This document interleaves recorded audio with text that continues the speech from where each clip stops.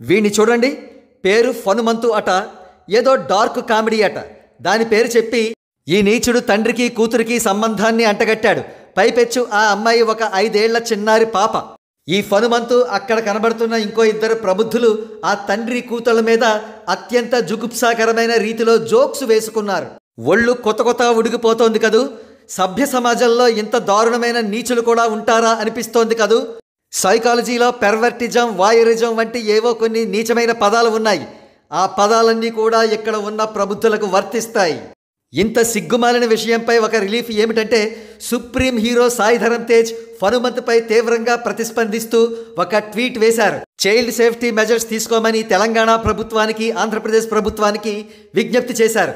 అయితే తెలంగాణ సీఎం రేవంత్ రెడ్డి ఇమీడియట్గా ప్రతిస్పందించారు. తగిన యాక్షన్ వెంటనే తీసుకుంటామని సాయి ధరమ్ తేజ్ గారికి హామీ ఇచ్చారు. మరో ప్రక్క మంచు మనోజ్ కూడా చాలా అగ్రెసివ్గా రెస్పాండ్ అయ్యారు. ఇక లేటెస్ట్ రిపోర్ట్స్ ప్రకారం ఫనుమంతుపై సైబర్ క్రైమ్లో ఒక కేసు లాడ్జ్ అయినట్లుగా తెలుస్తోంది. ఈ ఫనుమంతుపై తీసుకోవాల్సిన యాక్షన్ ఏ రేంజ్లో ఉండాలంటే, ఫ్యూచర్లో మరొకరు ఎవరో కూడా చైల్డ్ అబ్యూజ్ తలపెట్టకూడదు. ఈ ప్రాసెస్లో భాగంగా ఇటువంటి వాళ్ళ నాలుకల కట్ చేసిన తప్పు లేదు.